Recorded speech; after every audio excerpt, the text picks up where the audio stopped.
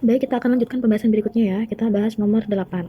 Oke, apa perbedaan fungsi dan relasi dan berikan masing-masing contoh. Oke, sama seperti di nomor sebelumnya tadi, perbedaan fungsi dan relasi adalah, oke, kalau relasi itu kan artinya hubungan ya.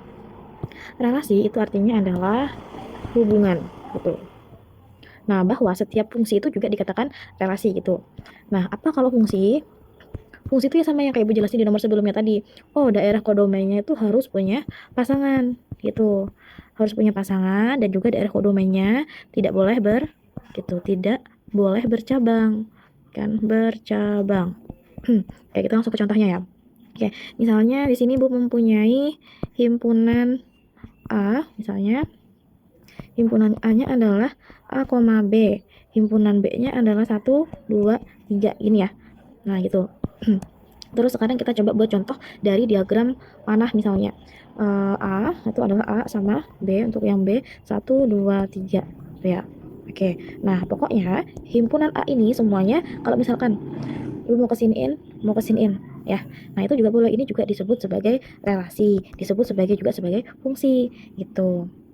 Nah, sekarang kalau Ibu rubah lagi apa namanya? Himpunannya lagi ya. Kita tuliskan A, B, 1, 2, 3. Oke, misalkan Ibu kayak giniin, Pang, boleh nggak? Terus ini kayak gini.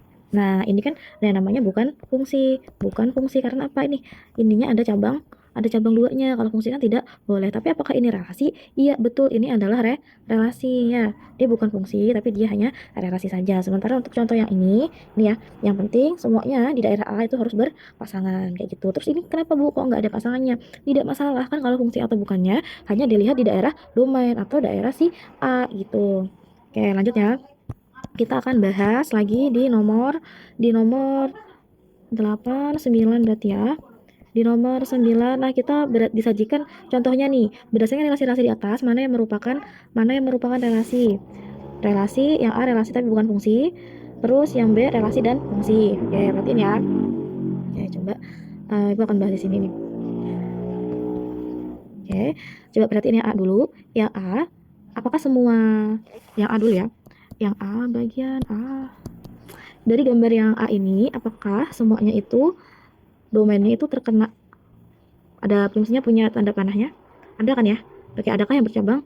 Tidak ada. Oke, berarti yang A, sorry, yang satu deh ya. Yang satu, dia itu merupakan fungsi. Kalau fungsi, udah fungsi berarti ya udah otomatis dia juga relasi juga gitu. Terus sekarang kita lihat gambar yang kedua.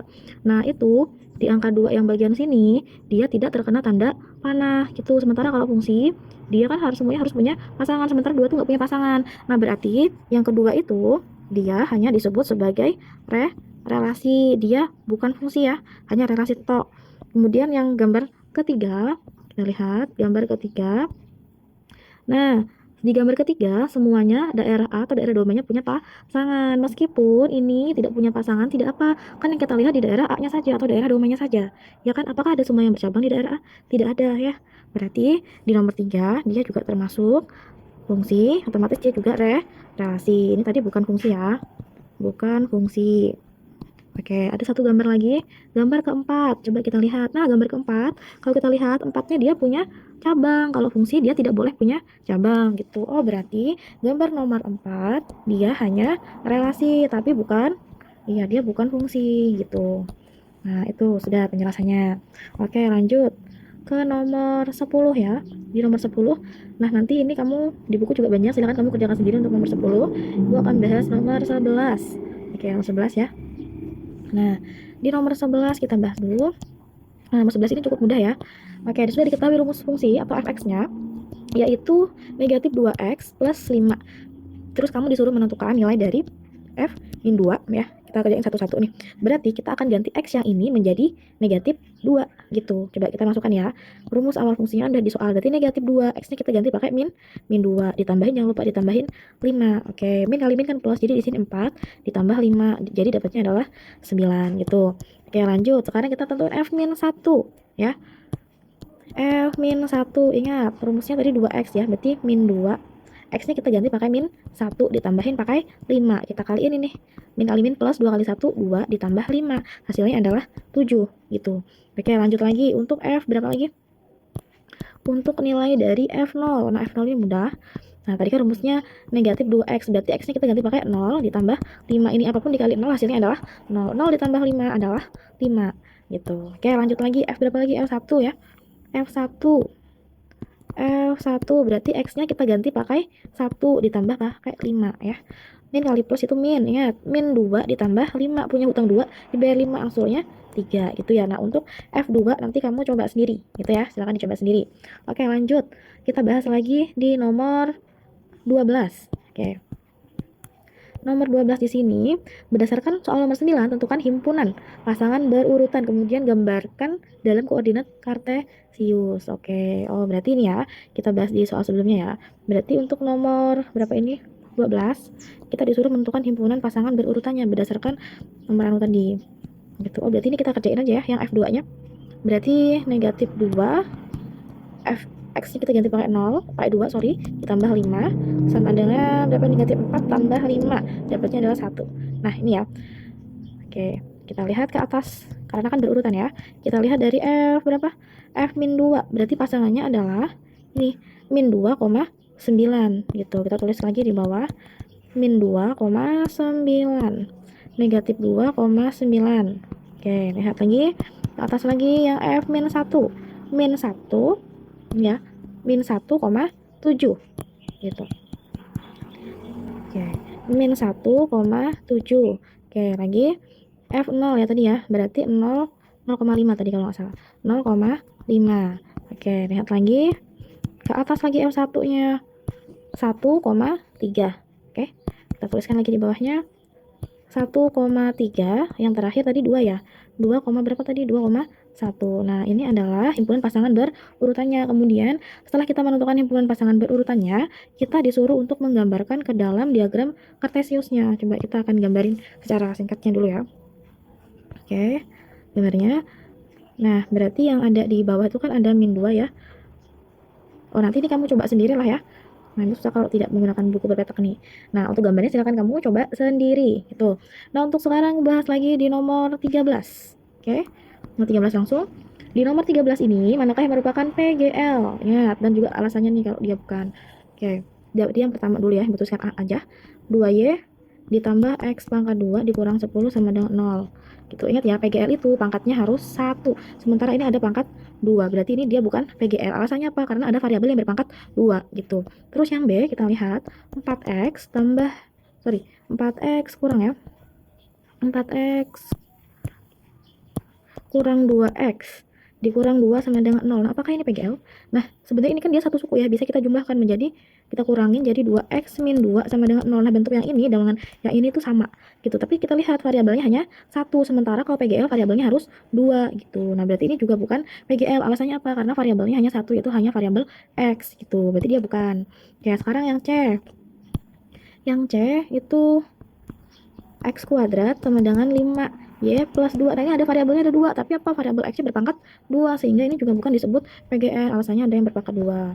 Terus yang D sekarang, 2y ditambah 4x sama dengan 0. Nah, ini PGL ya, variabelnya ada 2, pangkatnya 1, sudah memenuhi gitu. Jadi yang termasuk PGL yang mana? Yang pertama sorry, hanya yang D saja ya. Nah, semuanya bukan PGL, hanya yang D saja yang merupakan PGL gitu. Oke, lanjut lagi sekarang nomor 14.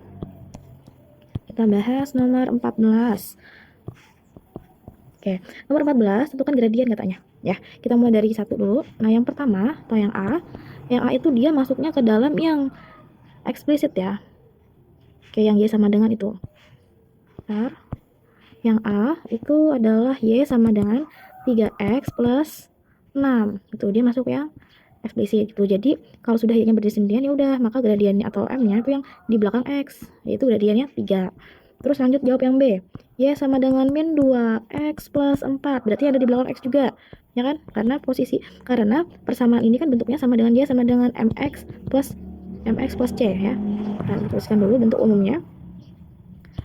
Sama seperti bentuk umum Y sama dengan MX plus C. Jadi untuk A sama B, jadi nilai M-nya itu cukup lihat di belakang X gitu. Oke, sekarang kita bahas yang C. Nah, yang C ini berbeda ya, dia menggunakan bentuk yang, oh ini tadi belum, M-nya berarti negatif 2. Oke, sekarang kita bahas yang C. Yang C itu bentuknya adalah implisit. 3Y ditambah 4x dikurang 5 sama dengan 0. Gitu ya, berarti ini, sorry, ini kan Y, ini X. Ya, nggak apa-apa, posisinya nggak masalah ya. Berarti yang sebagai A itu yang bervariabel X.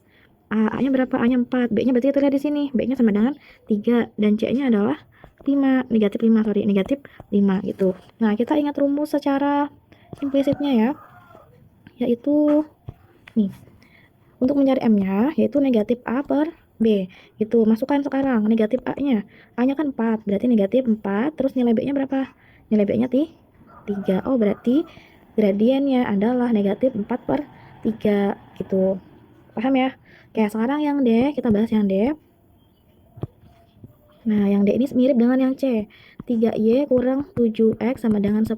Tidak masalah kok tidak sama dengan 0. Kita pindah 10-nya supaya sama dengan 0. Jadi jadi 3Y kurang 7X karena 10-nya pindah jadi min ya. Sama dengan 0. Nah, gitu. Oh, berarti ini Y ingat ya. Y berarti ini dia jadi B. B-nya 3. Nah, X ini berarti dia jadi A. A-nya adalah negatif 7. Kemudian C-nya adalah negatif 10. Masukkan rumus yang tadi. Ya, masukkan rumus yang tadi. Untuk cari M-nya adalah negatif A per B. Masukkan nilai A-nya. Nah, ini kan dari rumusnya negatif ya. Nilai A-nya adalah negatif 7. Nilai B-nya adalah 3. Min ketemu min kan plus. Ya, jadi jawabannya adalah 7 per 3. Seperti itu. Ya, kemudian kita akan bahas nomor 15 ya. Nomor 15 ini ada 4 nih. Kita akan bahas satu-satu. Oke, dari yang A dulu ya. Dari yang A dulu kan gambarnya seperti ini nih. Digambarkan ulang. Oke, bentuknya seperti ini. Di sininya, sorry ya, gambarnya nggak bagus. Oke, di sininya 1, di sininya min 2. Di sininya 1, di sininya negatif 2. Oke. Nah, untuk yang A ini, kita akan berangkat dari mana nih? Kita akan berangkat dari mana aja bisa ya. Coba misalkan Ibu akan berangkat dari angka 1. Berarti dari 1 ke bawah, kalau ke bawah dia tuh negatif. Ya, berarti ini nilainya adalah delta Y. Nah, negatif berapa? Nah, dari sini ke sini kan 2 nih dia. Jadinya negatif 2. Nah, terus dia belok ke sini nih. Ya kan? Belok ke sini. Dia belok mana? Kalau belok kiri kanan berarti dia delta X gitu. Nah, karena dia belok kiri maka negatif juga. Sebanyak berapa? Kan ini sejajar dengan ini ya. Sejajar garis ini. Nah, dari sini ke sini adalah 1 gitu. Nah, tinggal masukkan rumusnya. M sama dengan delta Y per delta X. Oke, delta Y-nya adalah min 2, delta X-nya adalah min 1. Min bagi min adalah plus 2 bagi 1 adalah 2. Jadi yang A itu gradiennya adalah 2 gitu. Oke, sekarang yang B. Ganti yang B. Kita ganti warna lagi. Yang B ya, kita coba gambarkan lagi. Bentuknya dia ke arah sini. Ya, di sini min 1, di sini ada min 2 sama-sama min nih. Oke, kita berangkat dari mana sekarang? Terserah ya, kita mau berangkat dari min 1 boleh, kita mau berangkat dari min 2 dulu juga boleh. Nah, coba Ibu akan berangkat dari sini ya. Akan berangkat dari sini nah. Ke atas berarti kan ya. Kalau ke atas berarti dia masuk delta apa? Iya, dia masuk delta Y. Dia sebanyak apa sih dari min 2 ke 0? Berarti dia 2 kan? Karena ke atas jadi plus ya. Jadi delta Y-nya adalah 2. Habis itu dia belok ini. Belok mana nih? Belok kiri. Belok kiri sebanyak berapa? Sebanyak 1 langkah. Berarti delta X-nya adalah karena ke kiri berarti min 1. Masukkan rumus lagi.